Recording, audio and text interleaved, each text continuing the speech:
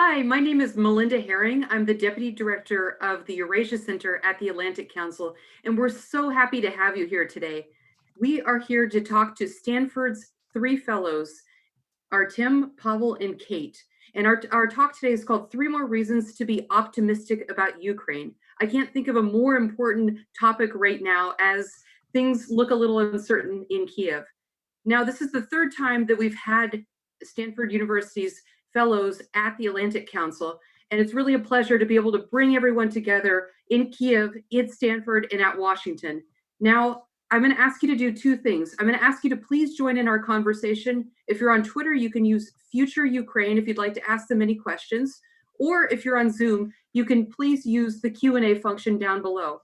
Now it's my pleasure to turn it over to Diane Francis, who is a senior fellow at the Atlantic Council, the most popular writer of the Ukraine Alert blog, and someone who has followed Ukraine for many, many years. Thank you again for joining us. Over to you, Diane. Hi, thanks a lot, Melinda. I think this is a wonderful event, and I'm happy to moderate it.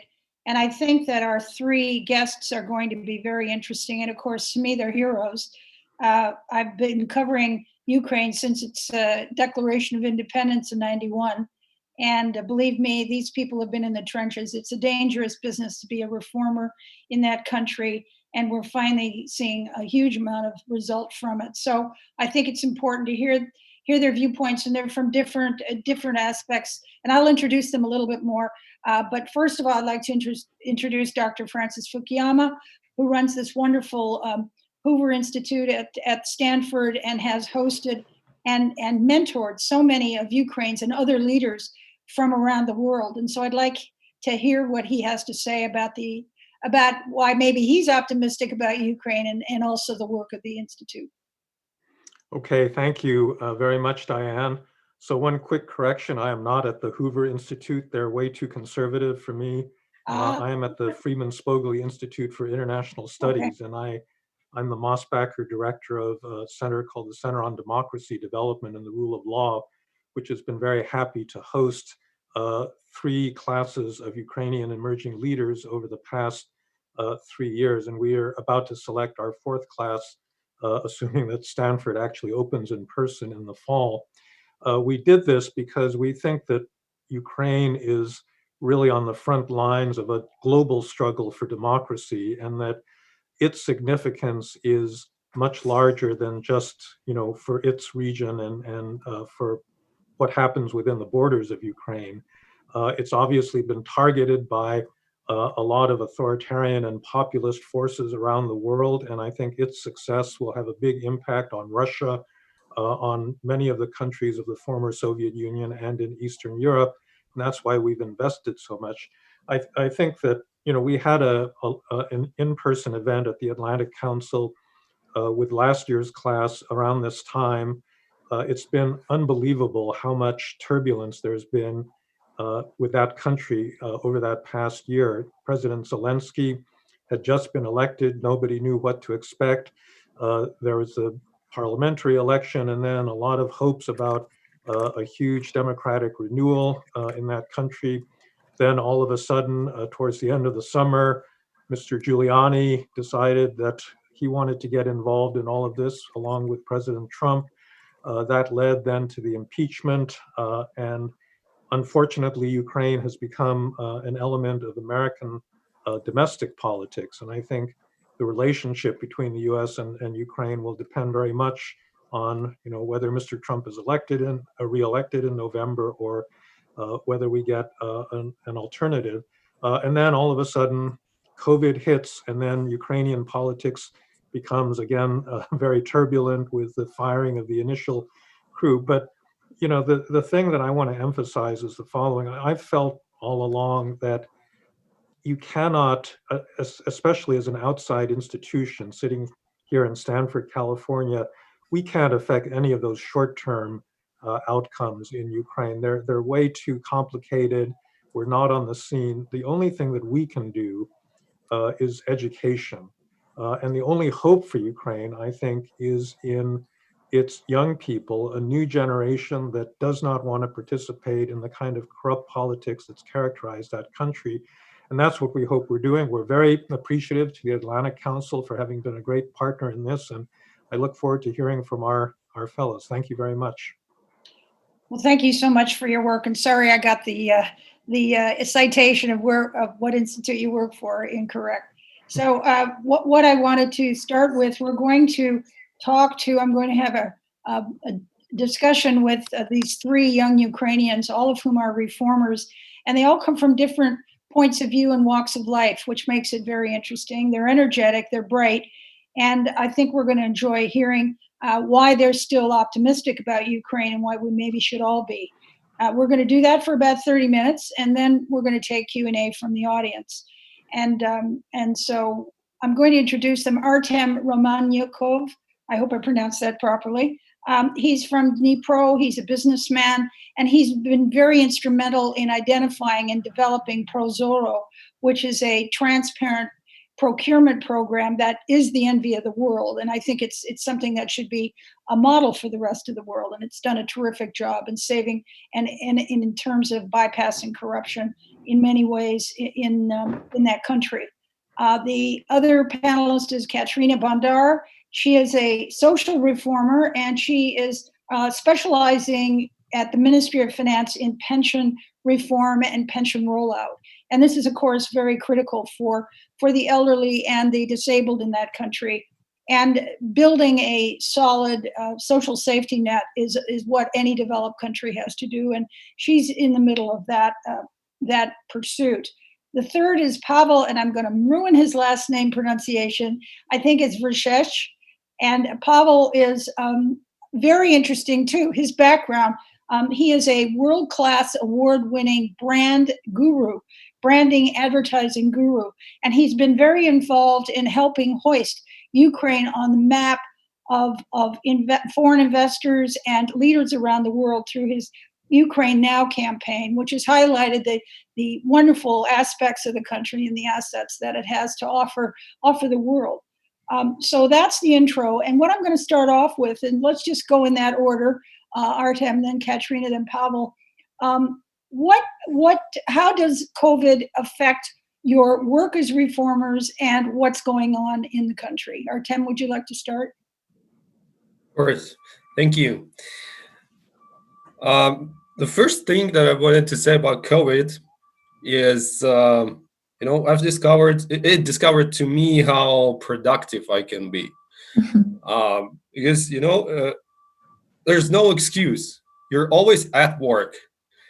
It's literally that way. You wake up in the morning and you make 2 steps, voila, you're at work, your workplace.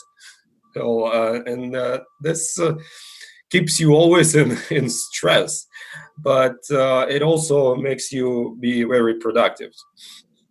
In Ukraine, I travel too much, and those are meetings.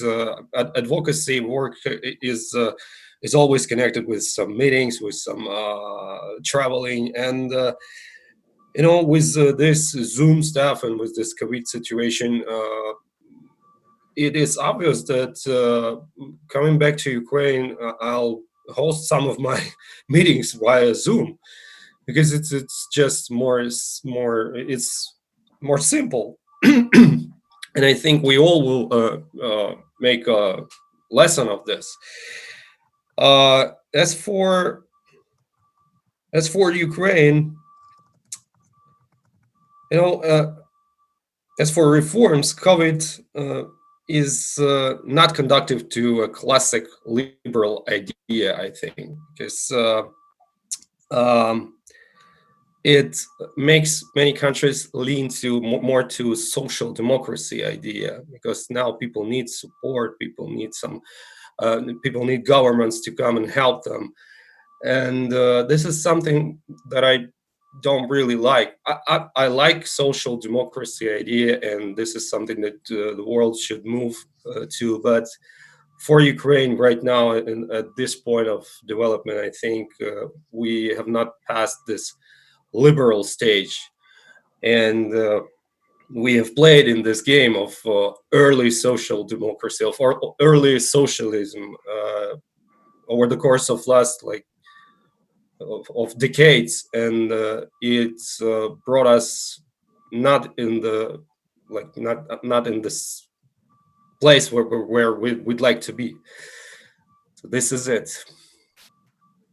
Kateryna, I'm interested in the social ramifications of the COVID virus. Do we have any statistics that are reliable? A, and B, I'd also like you to comment if through your work inside the government you've noticed how many hundreds of thousands of Ukrainian workers that were on visas working in some of the epicenters like Italy and Spain have returned back and maybe brought the virus with them.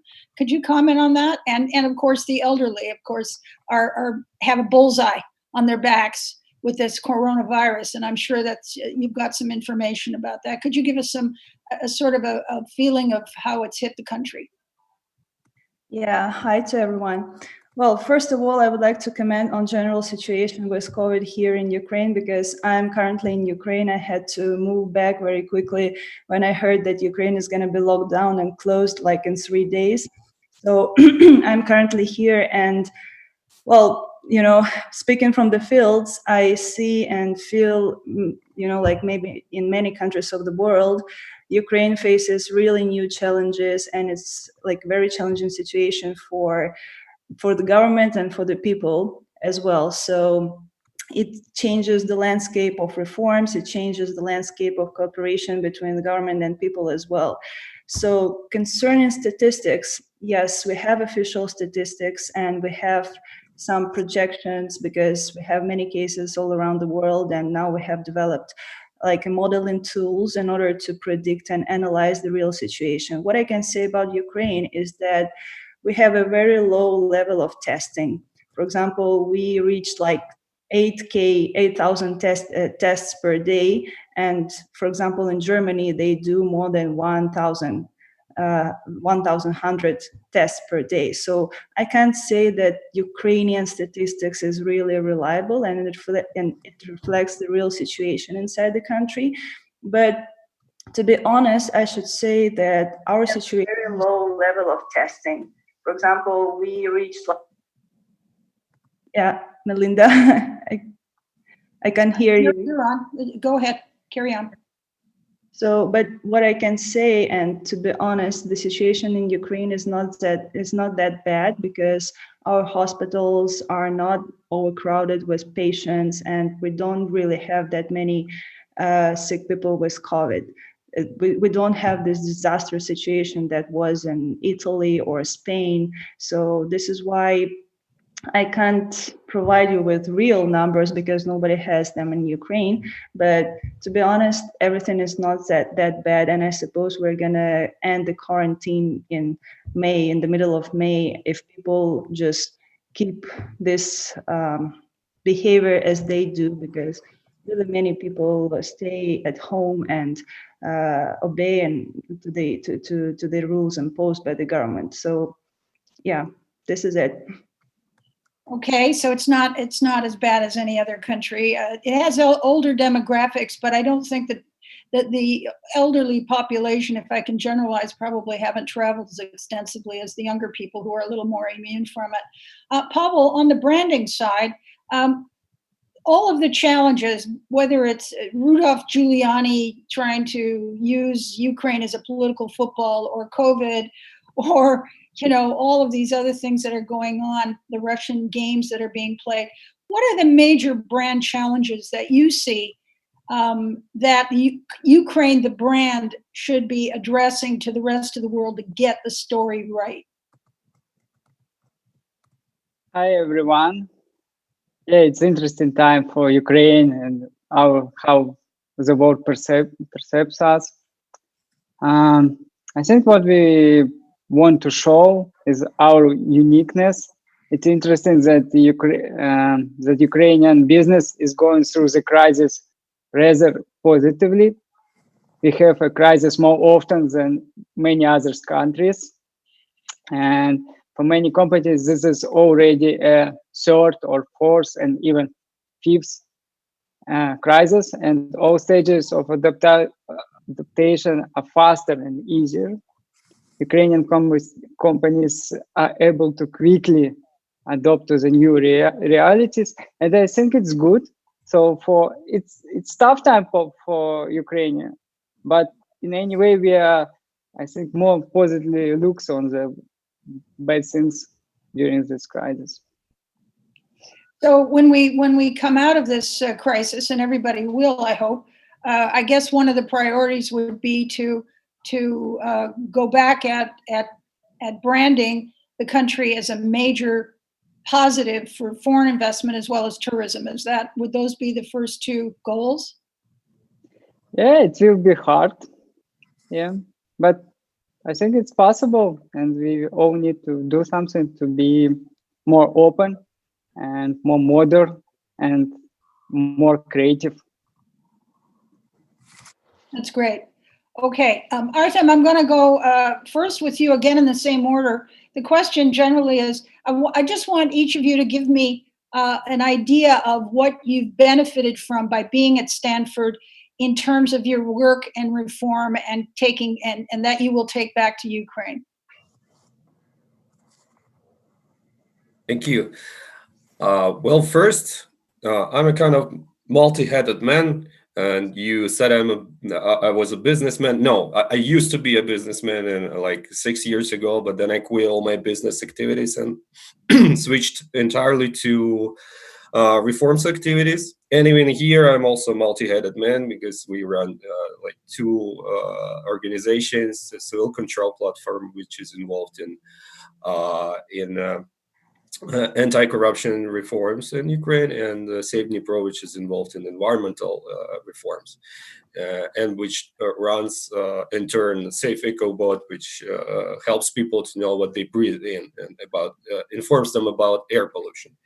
So this is a kind of framework in which I tried to pick classes at Stanford, and of course. It was very helpful for me to learn about the U.S. nonprofit ecosystem.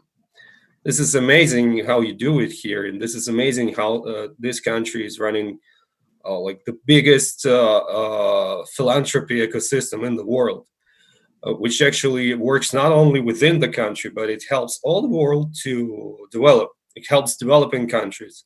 It has lots of say in business terms, like free capital to be invested in the developing world, and it's I think it's an amazing opportunity for a lot of people in the developing world, and they must like read about it and learn about it. The second finding here for me was entrepreneurship spirit. Stanford is all about entrepreneurship. It is amazing how people here are encouraged to do business from the very beginning of their study. From like a freshman comes to his or her first class, and everybody is conducive for him or her to start something, to start up, to prototype, fail, learn, and start again.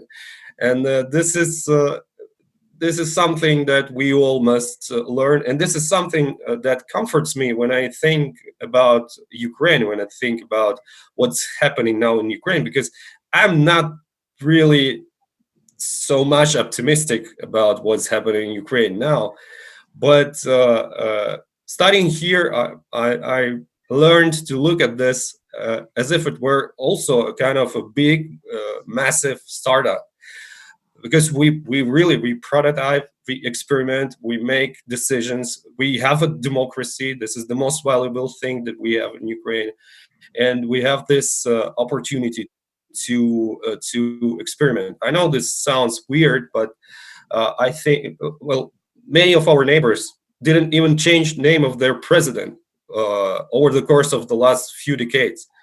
We did it 6 times, and we have a unique information on what was wrong, what is wrong, what we can correct, and what we can do next. So this is kind of key things that I've learned here. That's very interesting. Yeah, sort of. I tend to agree with you. Ukraine's like a startup country. And maybe that's a new branding idea, Pavel, for you going forward. They're iterating as it goes along, and they need to tweak it, and they need to tweak it a lot, and we all have to understand it. And it's really quite amazing that no civil society under the heel of an authoritarian regime for as long as Ukraine has had 2 street revolutions that have actually moved the dial, and will continue to, and the street continues to be very important. Kateryna, what would you say you've learned from the Stanford experience? Well, I would say I brought like 3 major things for me from Stanford. First of all is courses, of course, and the education that Stanford can provide. It's more like for my self-development, because I've developed negotiation skills, like some new approaches to this process, because it was my previous job, and now I got some new techniques and life hacks in terms of this. So like courses plus direct connections to professors who are the best in the world in their spheres and domains, which is really enriching for my personal development. The second thing I would mention is contacts and understanding of my project, because all 3 of us have our own projects, and my project was focused on innovation development in terms of policy making. So I was trying to understand what we are missing in Ukraine to develop innovative ecosystem, maybe not just like in Silicon Valley, or but at least to start developing it and to approach it to the best in the world, like Israel, like Silicon Valley. So, and it has its components, and in each component I was trying to reach people who are best in their spheres and trying to understand what we're missing, what we're lacking, and to build this relationship. So now when I'm back in Ukraine, it helps me really to build this understanding and vision of how the ecosystem should work. And I'm trying to implement this project right here, right now in Ukraine, but COVID changed the priorities a bit, but still we're trying to do our best to work on the project. And of course, the third thing, which is really valuable and probably the most valuable, is our Ukrainians there in Silicon Valley, because I could hear the real stories of people who went there, who achieved a lot. Each of them has his or her own way or path, because someone has built a startup, or someone is working in the best companies like Google, Facebook, Netflix, etc. So I heard the real stories, and now I understand how we as a country can help these people and help our people to get there, to study, to work in the best companies, and hopefully to come back to Ukraine and implement their knowledge and skills here in Ukraine, or at least some kind of sharing this knowledge with our local ecosystem. So these are the 3 major things I brought from Silicon Valley to my personal development and to Ukraine, I hope.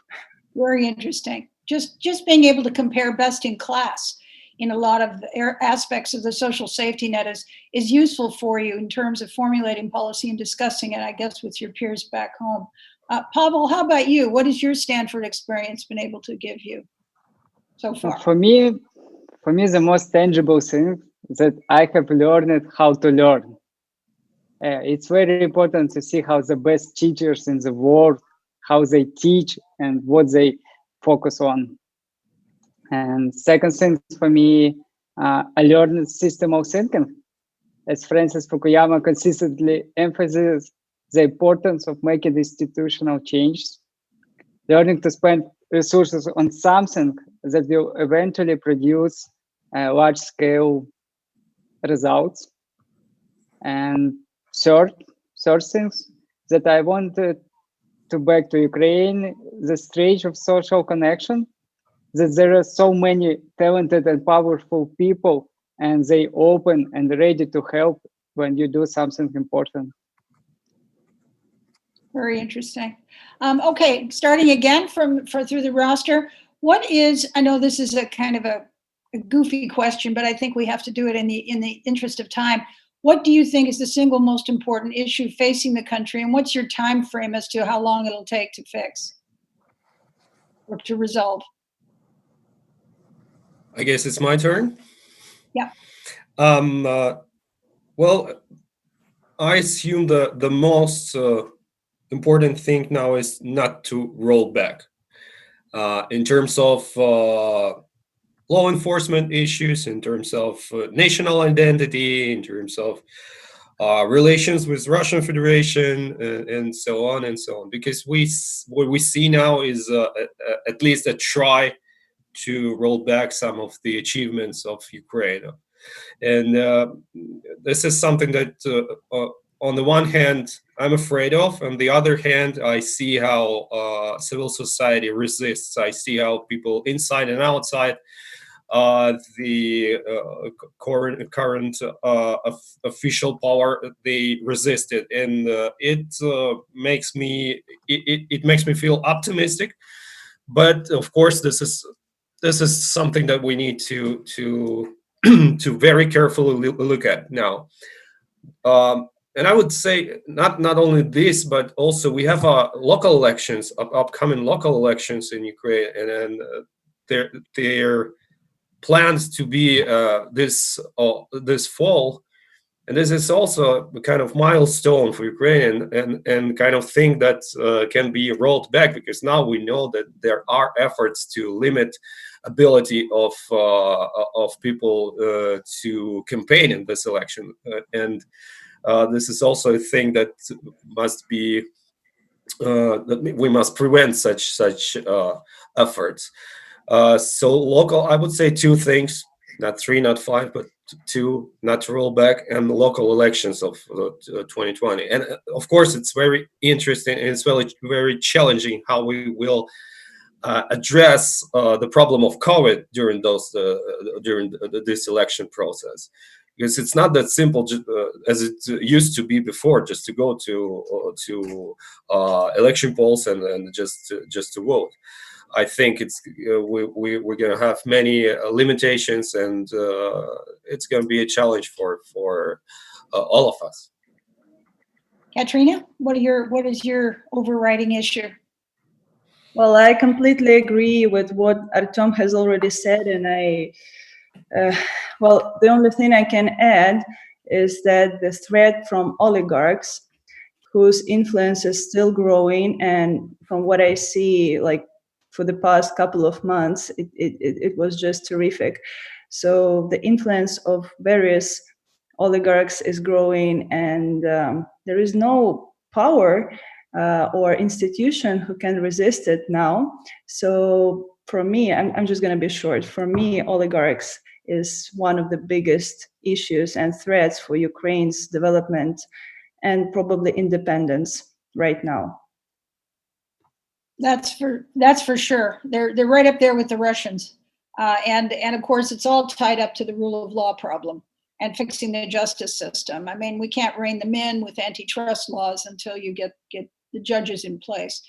Pavel, getting back to something off what Artem said, and I think it's very important. We tend to overlook these local elections.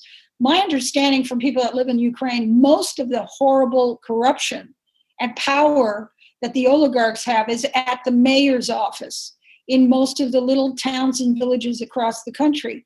Now, I don't think there's a national party that's enlisting candidates like there was Servant of the People. But what can the reform movement and someone like you do in terms of branding and social advertising on social media do for the reform effort to get reformers at the local level? To me, that's going to be a deal breaker. That's got to happen.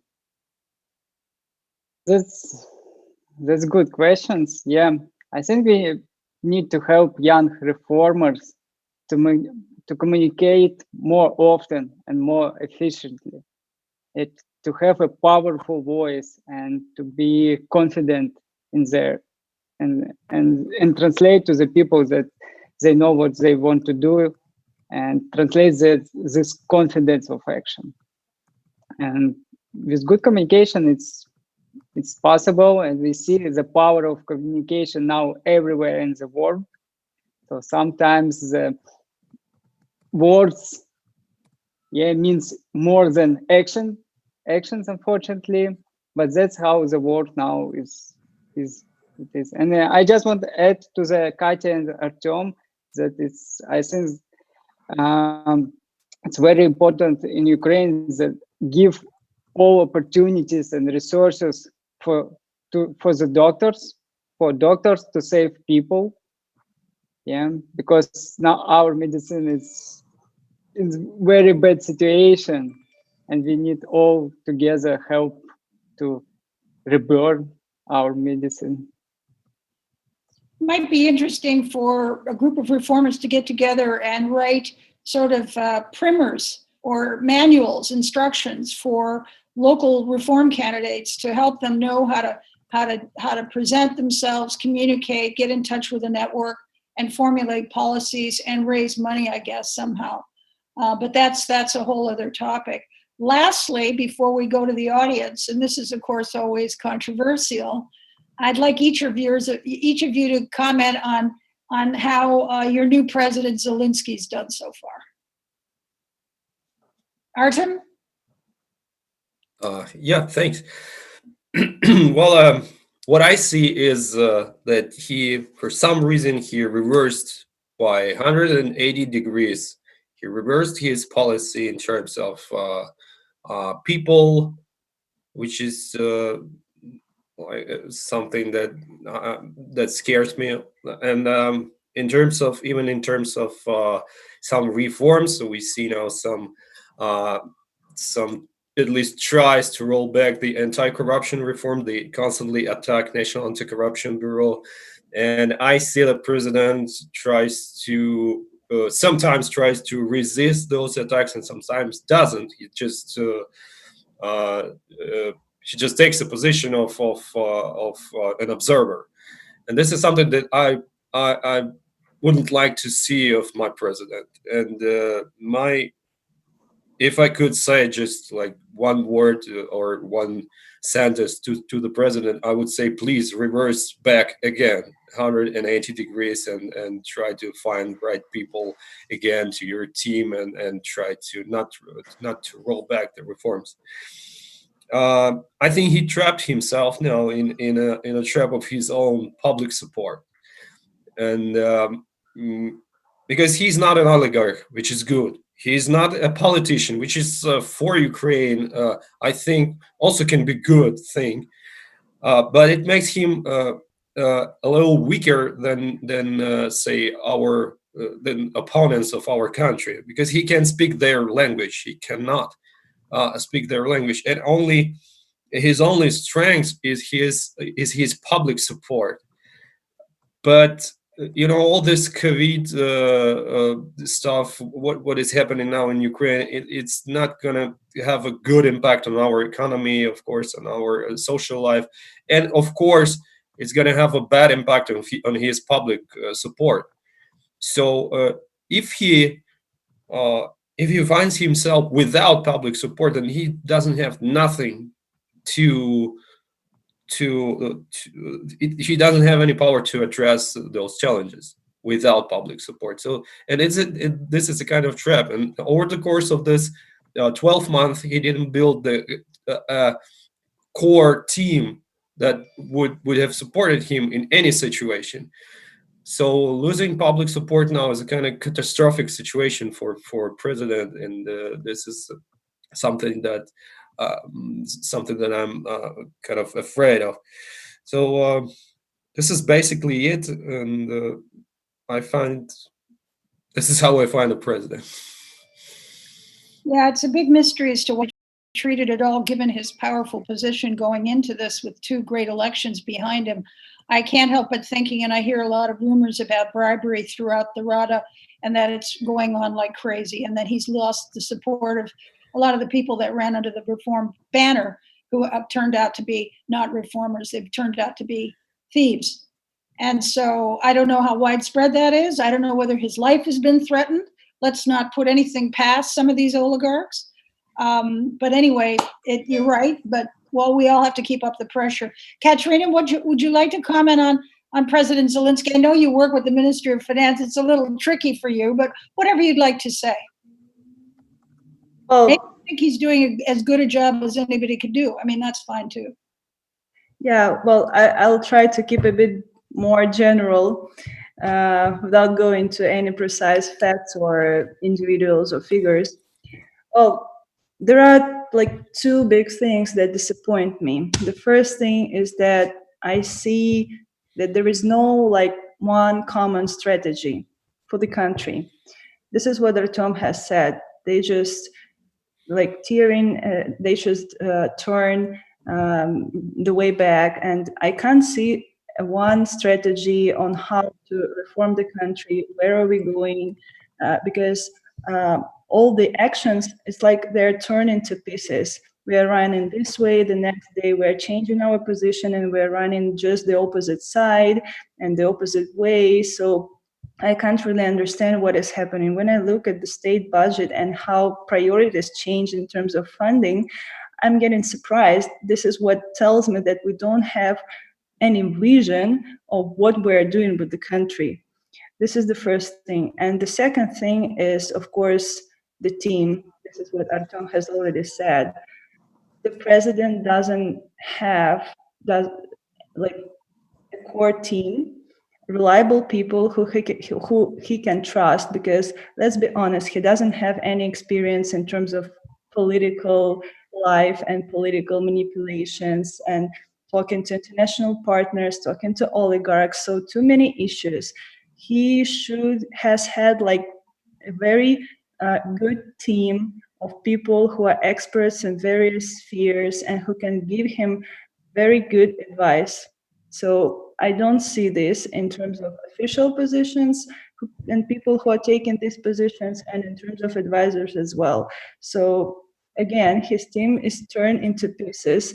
I can imagine how many opinions he hears about different issues and how it's hard for him to make decisions. That's why I see two major issues for him personally is absence of strategy and absence of team. And I don't know how he's gonna get out of this situation or what he can do. It's And I suppose Pavel, your thoughts? it's to build this already. Pavel, your thoughts? I think he has now an incredibly heavy burden of responsibility and difficult decisions. I'm afraid he doesn't have enough experience and skills to take it easy. And what I worry is that he will break down and start making emotional decisions, or maybe he already started to make them. I don't like the fact that he broke up the government too, and dismisses some, I think, very good and effective young reformers. So there's a question, jump in, and then we'll go to the audience. This is a very good question. After Zelensky won, the Euromaidan opposition fragmented.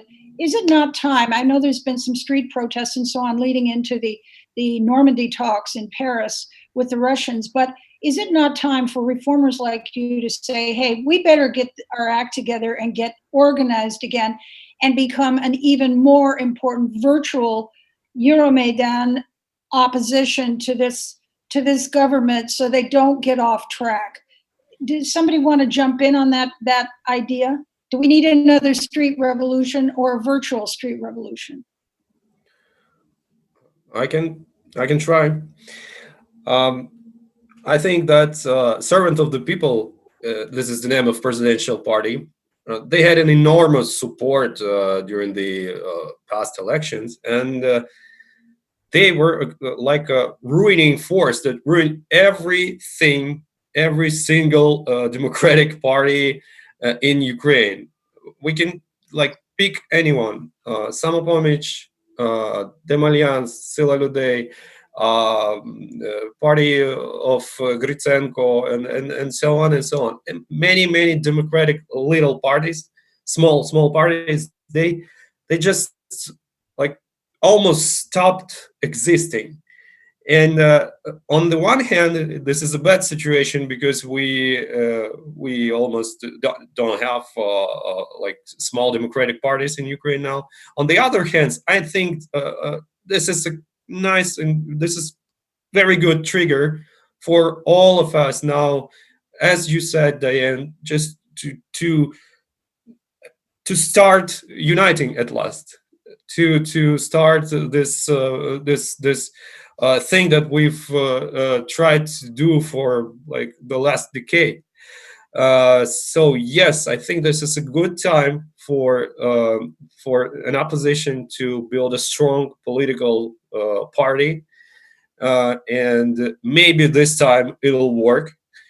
And I don't think that we need a revolution. I don't think that we need street rallies. I think we can manage it in a political way, in a democratic political way.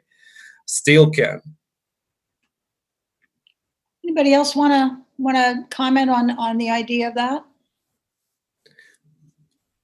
And I'm sorry, just to build on that, a couple of sentences more, because everything that Kate mentioned and I mentioned about current condition of presidential vertical is actually lack of leadership. Not having a team, not having a strong strategy. This is what we call lack of leadership. And this is actually what can be taught at Stanford, very good. So probably our president needs a good course of Professor Fukuyama or other Stanford professors. Yeah, to use the metaphor, it's a pretty messy startup with everybody thinks they're the CEO and they keep changing the chief financial officer and the chief, the CIO and everything else. It's a bit of a mess, but this is hardly surprising. Is Dr. Fukuyama, can you reply to a question from someone from the audience? Would you mind?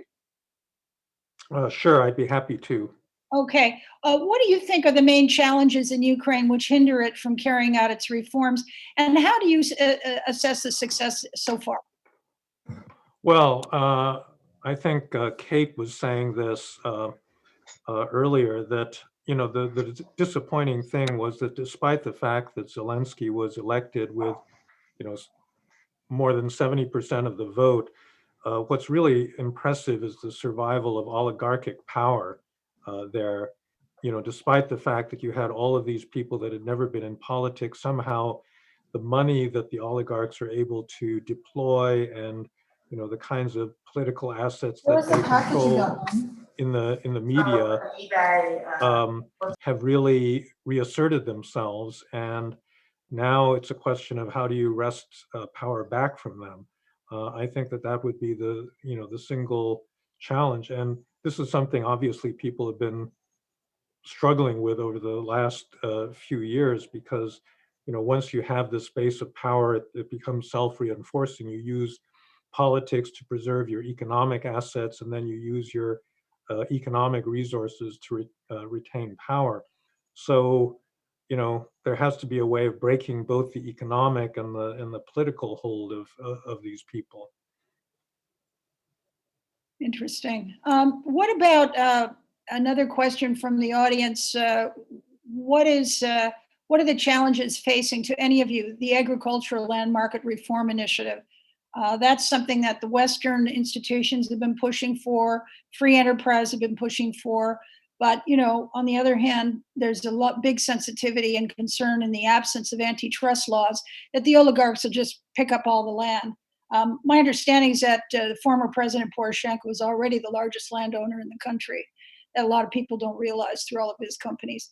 So what would you like to say about the success, or what has to happen on land reform?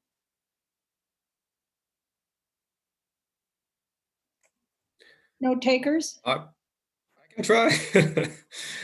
Yeah, I think that we just found out a new way to postpone it. So either you postpone a ban, either you prolong a ban, or you postpone this reform. This is the same. So we can now postpone it entirely, year by year. So there's nothing to talk about, because there's still no reform. It is postponed. And what about healthcare? What should happen there? That was also that's been kind of postponed, and it's been studied to death. What is there any glimmer of hope there, particularly considering this virus? Kateryna, you want to respond to that one on the healthcare side? Healthcare reform or its general condition? Well, either one, either one. Well, we have introduced the second level of healthcare reform, but again, that's what I was saying. Like, the new team doesn't have its vision. So when Mr. Zelensky was in election campaign, he said that the reform is completely, we need to abolish it, it's complete mess, etc., etc. But we don't see any alternative. We don't see any other plan. So it's very easy to criticize, but it's very hard to develop something like your own and propose your own vision. That's why, for me now, it's a big question what's going to happen to healthcare reform, especially taking into account those challenges that we have in terms of COVID right now. What they do, they're just looking at other countries, what they do in this situation, how they react to these challenges that arise. But in terms of more strategic things, I still can't see any decision on that. The same as land reform. Our biggest issue is that we are bad in execution. We are good in developing laws, sometimes even adopting them, but law is just the highest level of legislation, and then you should go into details and work on mechanisms, procedures, etc., etc. So we have a lot of adopted laws, concepts, strategies, whatever, but when it comes to implementation, this is where we face the biggest issues. And I see it everywhere, almost in all reforms. That's why we just need to wait, probably. Okay, and we're winding down to the end of our session, and we started off talking about, well, the name of the panel is three reasons, including reformers like you, to be optimistic about Ukraine. I must say that I am still optimistic about Ukraine, and I think the elections last year were an absolute earthquake, and I think the ground is still settling. But I'd like each of you, including Dr. Fukuyama, to give me your reasons why, if you feel optimistic, you do feel optimistic, and why other people should be too. Artem, you want to start? Of course. Well, the most optimistic thing that I see is democracy. It's something that we have and something that we preserve very accurately. And as I said before, maybe it sounds a little bit weird, but we are still experimenting. We're still we still have this ability to change leaders. And these elections, as you said, presidential elections of 2019, they showed very, very brightly that who is in charge of changing power in Ukraine. People are in charge, still in charge, and they still can make it if they don't like their leader.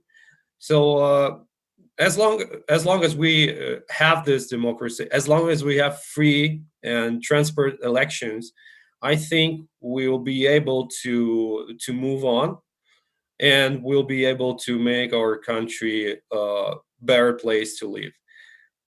That's great. Pavel, you want to comment? Yeah, I think we have a unique strength that we rebuild quickly, and we ready to try and test different things, different hypotheses. And for this situation, when the whole world need to try new way how to work and cooperate, I think Ukraine have like a good position on this like natural. And do you find Ukrainians It's organic for us to try. Ukrainians are optimistic? So yeah, I can see every day now that a lot of people and businesses say, okay, let's try this, let's switch. So we don't need to wait time, months or years to change what we do. So it's really fast, and I think the speed it's our characteristic now, and it will help helps us to grow fast. That's great. Kateryna, are you optimistic, and why should we be? Of course, I'm optimistic. This is why I'm here in this program. Well, I do agree with guys, and I would just add that our people are unique. I've stayed in different countries of the world. I've traveled a lot, and I've never seen so proactive, creative people. And what I hear about Ukrainians, even there in Silicon Valley, is that your people are so inventive. They always find ways to solve problems, etc. So I feel optimistic. First of all, thanks to our people. The potential is really huge. And the second thing that makes me optimistic is that we still have friends, we have allies, and we have partners abroad. And from my personal experience, this really helps to push reforms and to implement those things that are very hard to resist and to push from inside. This is why we shouldn't lose this trust of our international partners, and we should cooperate with the whole world. And I hope, and I'm optimistic about this, that the whole world is going to help us and support us. That's great. Dr. Fukuyama? I just build on Kate's 2 points. So the whole reason I got involved in all of this, we run not just our Emerging Leaders program, but a couple of other programs to train mid-career Ukrainians. And so I've been saying for the last few years that the thing that makes me hopeful is the fact there's so many of them. I mean, we've got a very large network of people now that have very good liberal democratic values that really don't like corruption and would like to work for a much better Ukraine. In my observation, the biggest problem is that they're not very good at working with one another. Artem was saying that the way the servant of the people destroyed all of these other liberal parties, but that was one of the problems. There's too many of them. We actually had Melinda will remember this, because she chaired the panel. We had a conference at Stanford on Ukraine, and we brought about a dozen liberal politicians to California and asked them, so what are you going to do to unite and, form a bloc, that will be effective? And they really didn't have an answer to that, and they lost the election. And so I think that this is a real problem that I think probably has historical roots in a lot of the Soviet experience, where building kind of spontaneous horizontal ties between people is something that there's still this tendency to look upwards rather than horizontally when you're seeking help.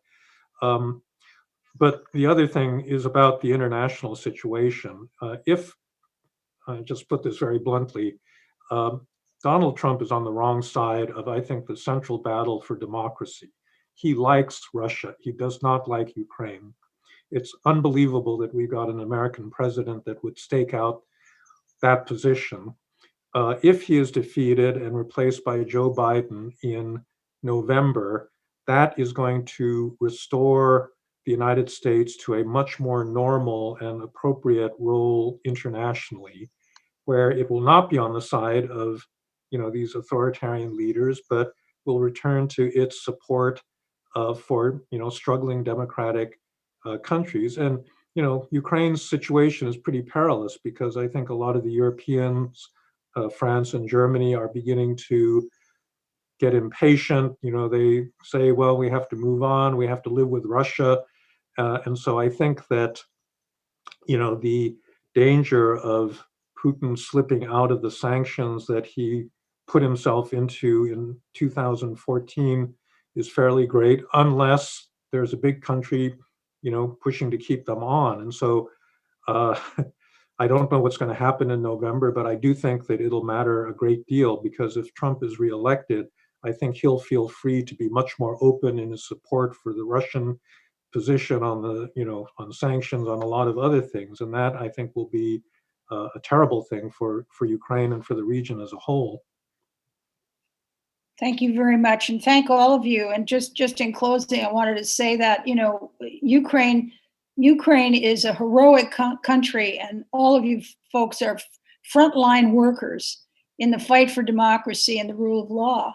And yet that narrative has escaped attention by most people in the world. So the narrative has to be pushed and promoted and understood around the world, so that Ukraine is given due credit for the fact that it's at the front lines of the Cold War 2.0 against the Kremlin and against internal corruption by their own oligarchs. So good luck, and I really enjoyed this discussion, and I hope you continue to enjoy your studies. And I think your work, Dr. Fukuyama, is pretty splendid, and your mentoring on top of that is really, really key on an ongoing basis. So thank you all, and thank you, audience. We got some good questions. We couldn't get to everybody, but thanks to the Atlantic Council for putting this on. Okay, thank you very much. Bye-bye. Thanks for having us. Yeah, You're thank welcome. you.